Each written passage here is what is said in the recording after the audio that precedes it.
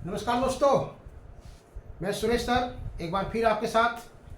आज संडे है, संडे को नो फिजिक्स।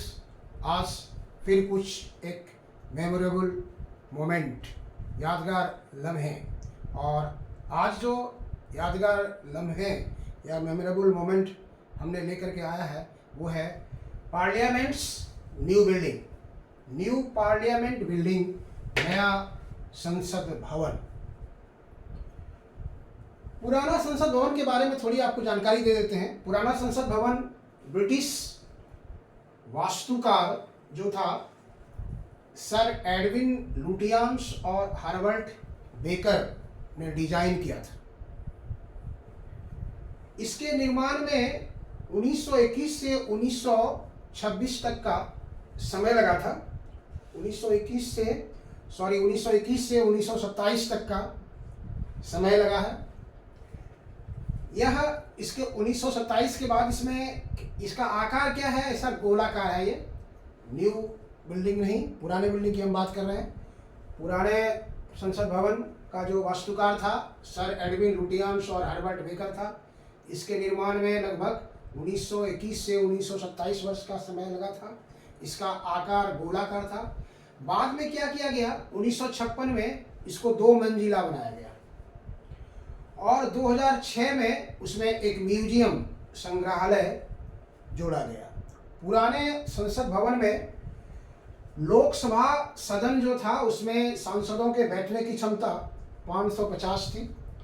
राज्यसभा का जो सदन था उसमें सांसदों के बैठने की क्षमता 250 थी और जो सेंट्रल हॉल था उसमें संयुक्त बैठक में बैठने की क्षमता 880 थी।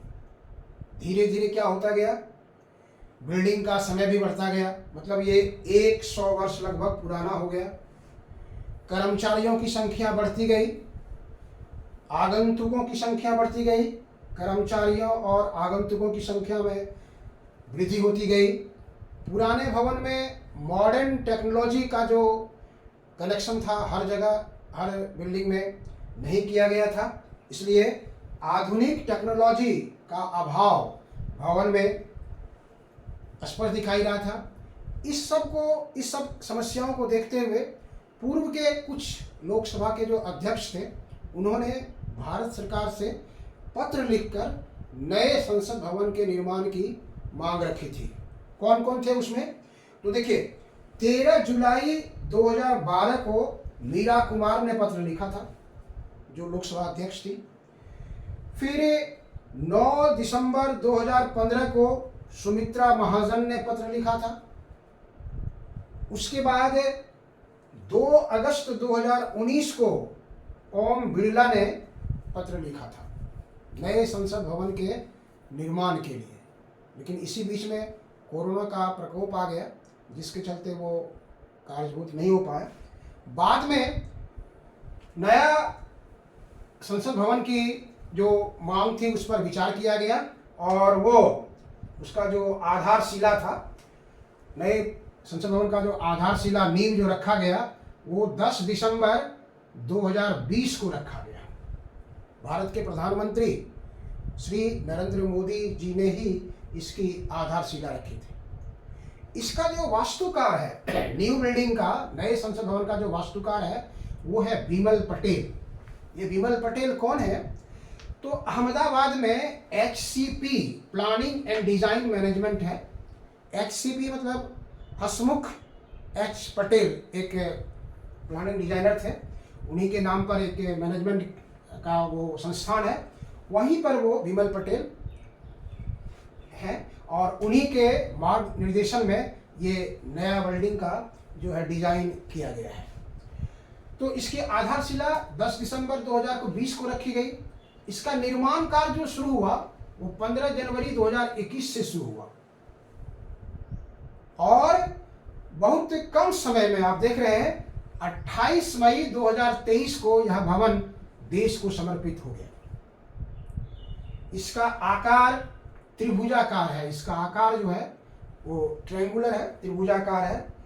इसका एरिया 65,000 वर्ग मीटर में यानी 7 लाख वर्ग फुट में फैला हुआ है। अभी तक बनाने में जितना लागत आया है वो लगभग 971 करोड़ का खर्च हो चुका है और कार्य जारी भी है। भवन जो है वो 4 मंजिला है। ये भवन आपका 4 मंजिला है। इसमें 3 मुख्य द्वार है। उसका नाम है ज्ञान द्वार, शक्ति द्वार, कर्म द्वार। इसके अतिरिक्त इस तीनों द्वार के अतिरिक्त जो है सांसदों और विशिष्ट व्यक्तियों के प्रवेश के लिए अलग से दरवाजे हैं, अलग से दरवाजे हैं। और विशिष्ट आगंतुकों के लिए जो किसी दूसरे देश से आते हैं, जैसे मान लीजिए 26 जनवरी या किसी पर प्रवेश करते हैं, तो विशिष्ट व्यक्तियों के आगंतुक के लिए भी अलग से दरवाजे उसमें बनाया गया है। इस बिल्डिंग को बनाने का जो ठेका लिया गया था, कॉन्ट्रैक्ट जो लिया गया है, वो कौन है? वो है Tata project limited. Tata project limited ने न्यू बिल्डिंग का निर्माण का कार्य का जिम्मा उसको दिया गया है। अब नए बिल्डिंग में जो लोकसभा सदन और राज्यसभा सदन और सेंट्रल हॉल का जो डिजाइन किया गया है, ये हमारे यहाँ 3 जो नेशनल फ्लावर है, नेशनल बर्ड है, नेशनल ट्री है, इस तीनों के थीम पर लिया गया है। तो theme of the floor of Lok Sabha, Lok Sabha सदन का जो फ्लोर का डिजाइन किया गया है, हमारे पास जो नेशनल बर्ड है पीकॉक, उसके थीम पर लिया गया है। तो पीकॉक का पूरा डिजाइन आपको उस लोकसभा के सदन में दिखाई पड़ेगा। राज्यसभा में और इसमें जो पीकॉक का डिजाइन किया गया है, और यहाँ पुराने बिल्डिंग में जो सांसदों के बैठने की व्यवस्था थी वो 550 था और यहाँ पे 888 किया गया है, ट्रिपुलेट। राज्यसभा के फ्लोर का जो डिजाइन किया गया है वो नेशनल फ्लावर, नेशनल फ्लावर आपका हम लोग का जो है लोटस है, लोटस के थीम पर उसका किया गया है। मतलब राज्यसभा के सदन में पूरा आपको कमल का फूल दिखाई पड़ेगा। और इसमें सांसदों की बैठने की शक्ति जो है वो 384, पहले वाले में था 250 था पुराने लोकसभा में। नए राज्यसभा का जो बिल्डिंग आया है उसमें 384 है। और सेंट्रल हॉल में जो बैठने की संयुक्त बैठक में बैठने की व्यवस्था जो है वो 1272 है।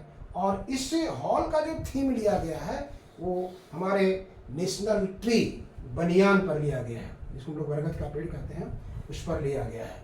न्यू बिल्डिंग का सभी कार्यालय जितने बनाए गए हैं सभी सुरक्षित है, कुशल आधुनिक टेक्नोलॉजी, मॉडर्न टेक्नोलॉजी से पूरा उसको सुसज्जित है। और हर कमरे के साथ ऑडियो विजुअल सिस्टम लगाया गया है, और ऑडियो विजुअल सिस्टम से वो लेस है। इस नए बिल्डिंग का उद्घाटन हमारे देश के प्रधानमंत्री श्री नरेंद्र मोदी जी ने 28 मई 2003 को किया।